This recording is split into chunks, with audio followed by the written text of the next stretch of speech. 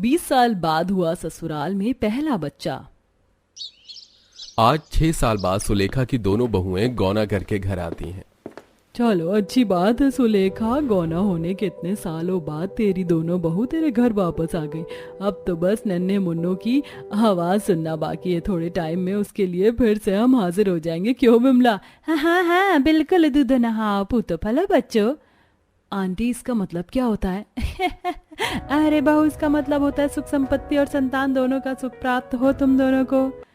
अरे बहुत बातें हो गई, चलो जाओ, मेरी बहुएं अब आराम करेंगी।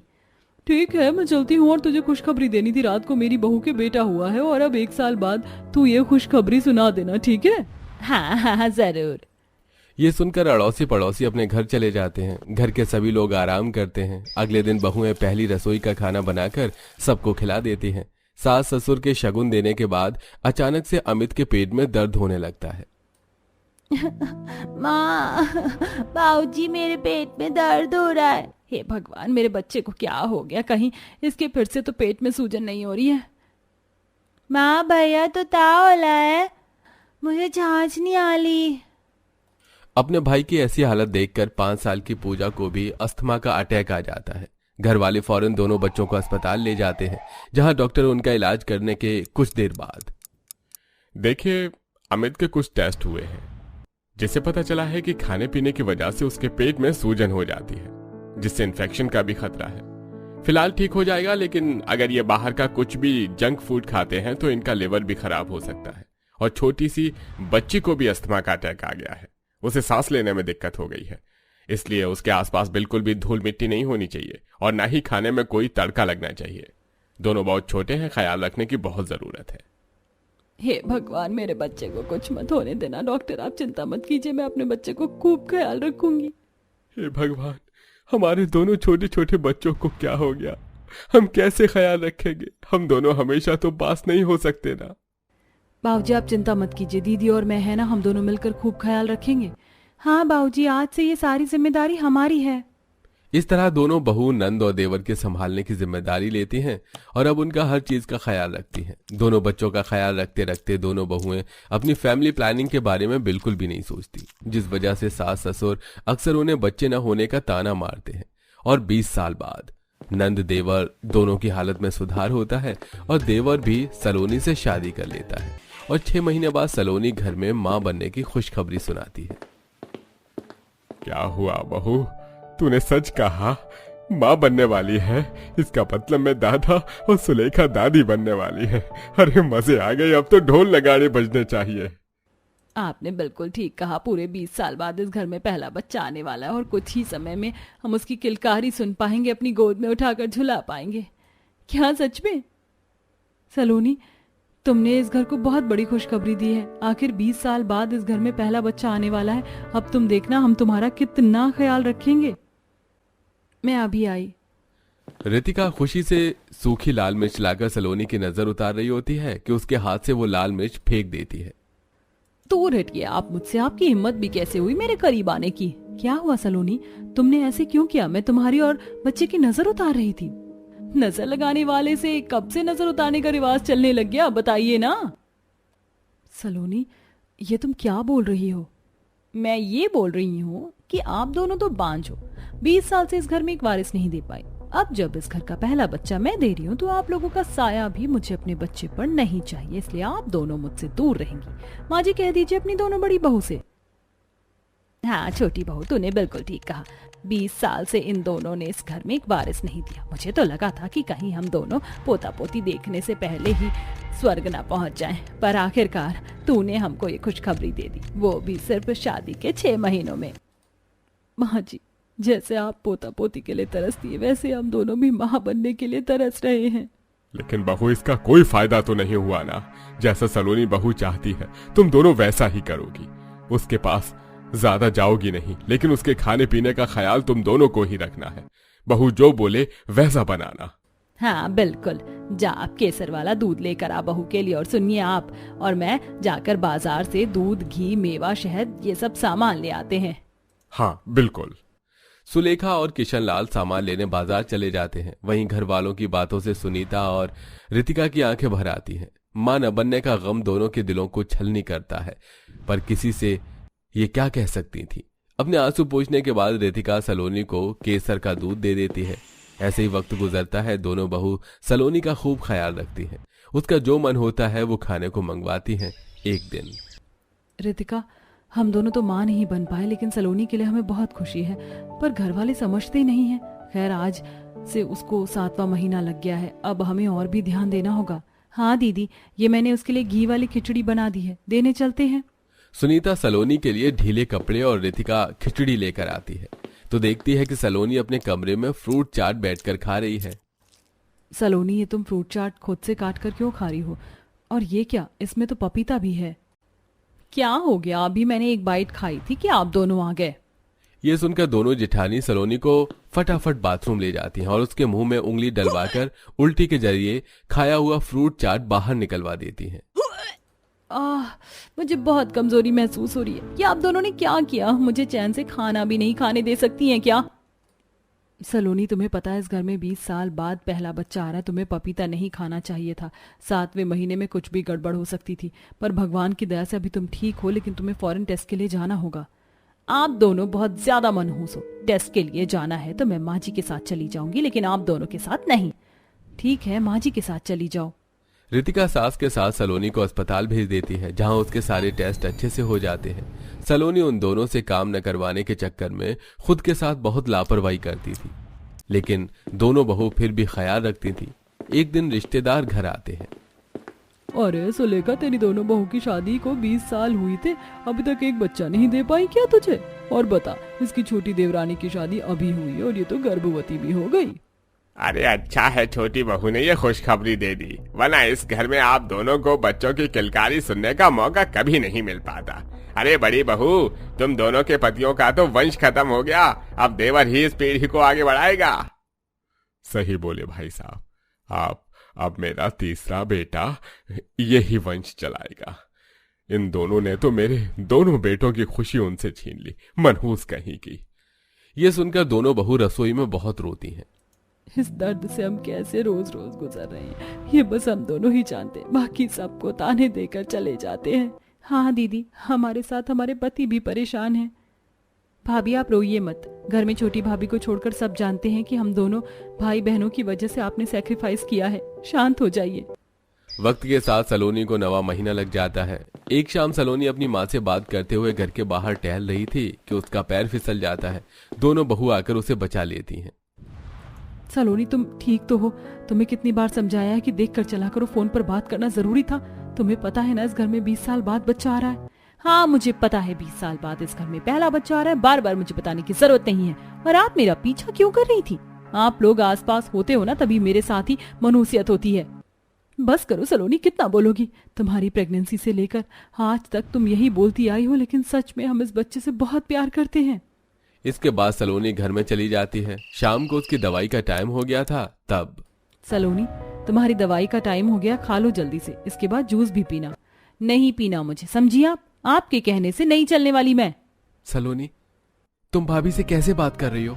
मैं देख रहा हूँ तुम दोनों भाभी से ढंग से बात नहीं करती हो। वो तुम्हारा ख्याल ही तो रख रही हैं। तुम्हें कैसे पता वो मेरा ख्याल रख रही है? तुम तो काम करते हो। मुझे पता है ये दोनों मेरे माँ बनने से जलती हैं। गुस्से में सलोनी कमरे से बाहर निकल जाती है और पायदान पर पैर पड़ते ही वो फिसल जाती है, जिससे पेट के बल गिरने से उसे लेबर पेन का दर्द होने लगता है और घर वाले फौरन उसे अस्पताल ले जाते हैं। दोनों जेठानी भगवान के सामने मिन्नत कर रही थी। भगवान, हमारी देवरानी और उसके बच्चे को कुछ मत होने देना। 20 साल बाद इस घर में खुशियां आने वाली हैं। आप हमसे ये छीनना मत। भगवान, प्लीज दोनों की रक्षा करना।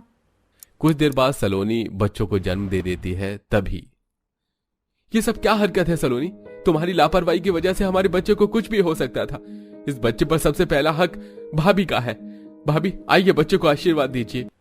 अमित, तुम क्यों इनको हमारा बच्चा दे रहे हो? ये बांझ हैं। खबरदार सलोनी, फिर अगर ऐसा कहा तो वो बांझ नहीं है। सिर्फ मेरे और पूजा की वजह से उन्होंने कभी फैमिली प्लानिंग नहीं करी। बचपन में हम दोनों की तबीयत बहुत खराब रही है और इस बात से तो माँ बाबूजी भी वाकिफ हैं। अगर वो हम दोनों का ख्याल रखने का वादा नहीं करती तो आज उनके भी बच्चे होते। क्या सच में? मुझे माफ कर दीजिए जेठानी जी, मैंने आप दोनों को हमेशा गलत बोला, गलत समझा। लीजिए, इस बच्चे को गोद में उठाइए। ये सुन खुशी से दोनों बहू उस बच्चे को अपनी गोद में लेती हैं और ढेर सारा प्यार करके मिठाई लेने जाती हैं कि दोनों बेहोश हो जाती हैं। और चेकअप करने पर डॉक्टर्स दोनों के मां बनने की बात बताता है।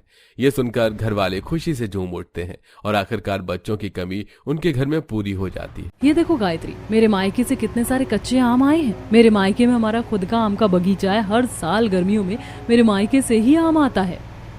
सिमरन गायत्री को कच्चे आम दिखा रही होती है कि तभी गायत्री की नजर बाहर बेच रहे पक्के पीले पीले आम पर पड़ती है। पर दीदी, मुझे तो मीठे पीले रसीले पके हुए आम पसंद है। आप अपने कच्चे आम अपने पास रखो। माँ जी थोड़े से आम दिलवा दो। गायत्री, तुम इतनी गर्मी में ये पके आम खाओगी और बाहर कितनी धूप हो रही है और तुम माँ जी से आम लेने की बात कर रही हो इस धूप में? तो क्या हुआ बहू, सबकी पसंद अलग होती है। मैं अभी काजल के साथ बाहर से आम लेकर आती हूँ। शांति अपनी बेटी के साथ बाहर जाती है। तपतपाती धूप में 5 किलो आम लेकर वो घर में आती है और आते ही कूलर चलाकर बैठ जाती है। तो वहीं उसकी दोनों बहुओं के बीच कच्चे और पक्के आम को लेकर बहस छिड़ जाती है। अभी कच्चे आम का सीजन है, ना कि पक्के आम का। तुम्हारी वजह से माँ जी को इतना महंगा और बिना सीजन वाला आम खरीदना पड़ा। अरे जब आम पकने का समय आता तो मेरे मायके से पके आम भी आ जाते। हम किसी भी गर्मी में आम नहीं खरीदते। हाँ तो क्या करूँ मैं ऐसे गंदे कच्चे आम नहीं खाती। मैं आपकी तरह गाँव की गवाह नहीं हूँ, समझी? अच्छा ऐसी बात है। अभी आम का अचार बनाकर रख दूंगी ना तो तुम शहर की मॉडर्न सबसे पहले उसे खाने को टूटोगी और घर में सबको मेरे हाथों का कच्चे आम का अचार बहुत पसंद है। दीदी रहने ही दो, कच्चे आम के अचार तो बाहर से भी मिल जाते हैं। मैं आपको ऐसा आम का रस बनाकर दूंगी ना जिसे आप पीती रहोगी और घर वाले भी सुबह शाम खाने के साथ आम का जूस ही मांगेंगे। अरे तुम दोनों क्यों कच्चे पक्के आम के लिए लड़ने लगी हो? घर में दोनों आम है, जिसको जो खाना है आराम से खा ले। और बड़ी बहू, कच्चा आम सच में बहुत ज्यादा है। मैं तो कहती हूँ कि तू कुछ आम के अचार ही बना दे। इस तरह शांति अपनी दोनों बहुओं की लड़ाई खत्म करवाकर नीचे चली जाती है, जिसके बाद सिमरन अपनी देवरानी को दिखाने के लिए उसी वक्त कुछ अचार लेकर रसोई में बैठकर काटने लगती है। और ये देख गायत्री भी अपनी जेठानी को गलत साबित करने के लिए कुछ आम लेकर छीलती है और उन्हें मिक्सी में पीसने लगती है। आप जिस आम का अचार बना रही है ना, उसे बनाने में कम से कम 10 दिन लगेंगे। आप देखना कैसे मैं 10 मिनट में आम का जूस सबको खाने के साथ देती हूँ। तुम्हें क्या लगता है कि अचार बनने में टाइम लगेगा? तो क्या मैं कुछ और नहीं बना सकती? मैं आज आम का पराठा बना रही हूँ, देखना कैसे सब खाते हैं। क्या आम का पराठा? मेरे तो मुंह में नाम सुनकर ही पानी आ गया। अरे वाह भाभी, आपने तो मैंगो शेक बना दिया। आज मजा आएगा खाना खाने में। कच्चे आम का पराठा और मैंगो शेक देखकर ही काजल काफी खुश होती है, जिसके बाद फटाफट सिमरन कच्चे आमों को काटकर उनमें मसाला भरकर उन्हें धूप में सूखने के लिए रख देती है और नीचे आकर रसोई में एक बार फिर से कद्दूकस में कुछ आम कद्दूकस कर लेती है और आटा लगाकर उनमें कच्चे आम की फिलिंग करके आम का पराठा बनाती है। और जब पूरा परिवार खाने की टेबल पर बैठा होता है, भाभी बहुत दिनों बाद आपने आम का पराठा बनाया है। बिना चटनी के मजा नहीं आ रहा, मेरे तो दांत ही खट्टे हो गए। पर जो भी बोलो, आज बहुत दिनों बाद आम का पराठा मिला है खाने को।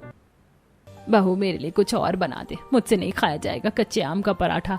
और बहू तूने जो मैंगो शेक बनाया है वो दे, गर्मी में कुछ ठंडा पीऊंगी तो अच्छा लगेगा। और सिमरन थोड़ी रोटी बना दे।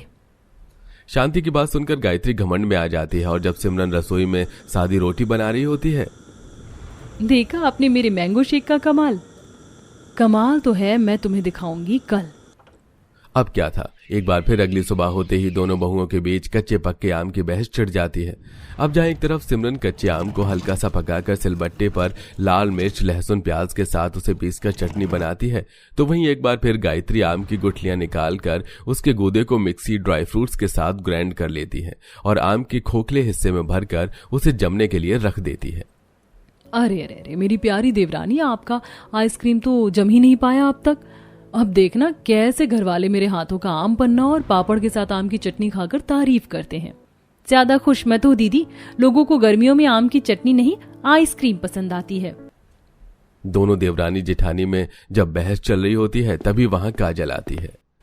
भाभी आप दोनों की इस लड़ाई में मुझे बहुत मजा आ रहा है। आप दोनों कुछ भी बनाओ, तरह तरह के खाने तो मुझे ही मिल रहे हैं खाने को।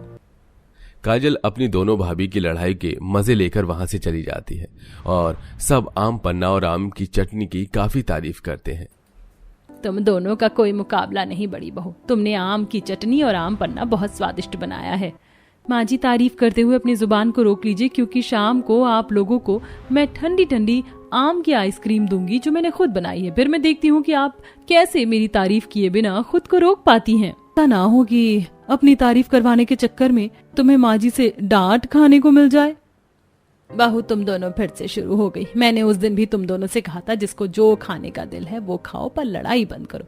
छोटी बहू, जब तुम्हारी पके आम की आइसक्रीम बन जाए तब तुम हमें खाने को दे देना, जब तक मैं अपने कमरे में कूलर चलाकर बैठने जा रही हूँ। इतना बोलकर शांति वहां से चली जाती है। बार बार कच्चे आम घर में देख गायत्री का मुंह बनता है और वो अपनी जेठानी से कहती है, दीदी बुरा मत मानना, पर आप गांव की गवार है, शुरू से ही गंदी चीज जमीन से उठाकर खाती आई हैं, इसीलिए आपको ताजा और अच्छी चीजों का फर्क नहीं पड़ता। घर में मेरे आम खत्म हो गए हैं, मैं मॉल जा रही हूँ, आप भी चलो। आज मैं आपको दिखाती हूँ पक्के आम में ऐसी क्या बात है जो मुझे पक्के आम इतने पसंद है। अब तुमने मुझे गवार बोल ही दिया है तो मुझे ही देखना पड़ेगा मेरी मॉडर्न देवरानी जी कैसे आम लेती हैं। सिमरन गायत्री को नीचे दिखाने के लिए उसके साथ मॉल जाती है, जहां अलग अलग जगह पर तरह तरह के आम रखे थे। देख रही हो मॉल की सफाई, आपके बगीचे में क्या इतनी सफाई है। जमीन पर कच्चे आम गिरते हैं और वही आम आप खाती हो जिससे बीमार होने का खतरा। और यहाँ देखो कितनी सफाई है और कितने तरह के आम। आप बोलो आपके लिए कौन से आम की पेटी लूं। हे भगवान, एक पेटी 5,000 की है। ये लोग आम बेच रहे हैं या सोना? तुम्हारे मॉल और तुम्हारे पके आम तो मैंने देख लिए हैं। अब मैं तुम्हें अपने मायके ले जाकर दिखाऊंगी बगीचा क्या होता है और कैसे ताजा आम पेड़ से तोड़े जाते हैं। वहीं ताजा आम ये लोग मॉल में बेच रहे हैं और अपनी जेब का पैसा निकलवा रहे हैं। और जिन आम की बात तुम कर रही हो ना, इन्हें इंजेक्शन दिया गया है, वरना अभी पके आम का सीजन नहीं है। सिमरन मॉल में ही अपनी देवरानी के आम की बुराई करके चली जाती है। ये देख गायत्री को काफी गुस्सा आता है और वो 2 पेटी आम घर लेकर आती है और अपनी सास से शिकायत करती है। बहू माफ करो, मुझे तुम दोनों अपनी लड़ाई में मत लपेटो। अगर तुम उसे मॉल लेकर गई थी तो अब तुम्हें भी उसके मायके जाकर उसके आम के बगीचे को देखना होगा। शांति अपनी बहू से परेशान होकर वहां से चली जाती है और सिमरन अपनी देवरानी को एक दिन के लिए अपने मायके ले जाती है, जहां वो उसे अपने कच्चे आम का बगीचा घुमाती है। तुमने मुझे वैरायटी दिखाई थी ना मॉल में आम की, मैं तुम्हें पूरा आम का बगीचा दिखा रही हूँ। इतना आम तुम्हारे मॉल में नहीं जितना मेरे एक पेड़ में है। बोलो कौन से आम को पत्थर मारकर नीचे गिराऊं? मुझे टूट कर नीचे गिरे गंदे आम पसंद नहीं। आप गांव की हैं इसलिए आपको नहीं पता ऐसे आम खाने से कितनी बीमारी होती है।